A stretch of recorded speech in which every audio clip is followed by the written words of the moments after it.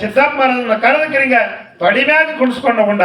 ಹೌದು ಹೌದು. ತೊಡಿ ಮ್ಯಾಗ ಅಂದ್ರೆ ಹೆಂಗಪ್ಪ ಅಂತಂದ್ರ ಸನೇಕ ಕರ್ಕೊಂಡು ಹೌದು ಸಿದ್ದಪ್ಪ ಬಾ ಇವತ್ತು ನಿನ್ನ ಭಕ್ತಿ ಫಲಸ್ಯದ.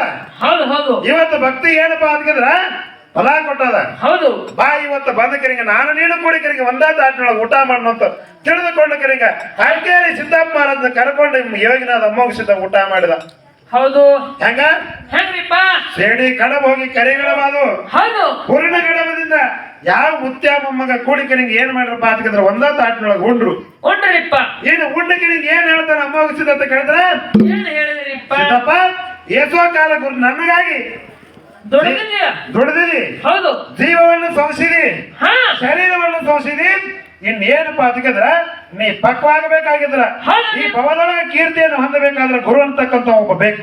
ಹೌದು. ಯಾವ ಈ ಭವದೊಳಗ ಗುರು ಅಂತಕ್ಕಂಥ ಒಬ್ಬ ಬೇಕು.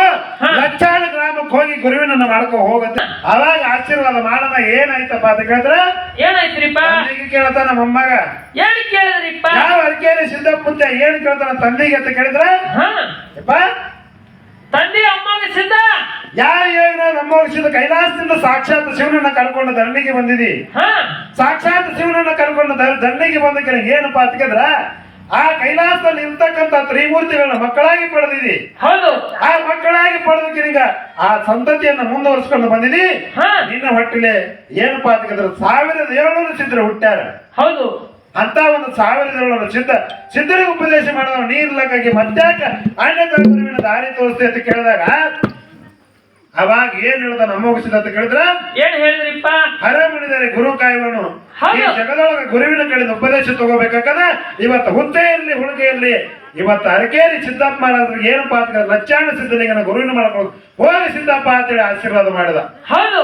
ಅವಾಗ ಇನ್ನೇನು ಗುರುವಿನ ಮಾತು ಮೀರಬಾರದು, ತಂದೆ ಮಾತು ಮೀರಬಾರದು ತಿಳಿದುಕೊಂಡು ಏನಪ್ಪಾ ಅಂತಂದ್ರ ಯಾವ ಸುಡು ಬಿಸಿಲಿನೊಳಗ ಯಾವ ಚೈತ್ರ ಮಾಸದ ಯಾಳದೊಳಗ ಸಾಗಿಯಲ್ಲಿ ಬರ್ತಾರಪ್ಪ ಅಂತಂದ್ರೆ ಮಾಯಮಕನಾಪುರಕ್ಕೆ ಬಂದ ಗುರುವಿನನ್ನ ಅಂತ್ಯಾಕ ಬಂದ ಗುರುವಿಗೆ ಶರಣ ಮಾಡಿ ಕೇಳ್ತಾನ. ಯಪ್ಪ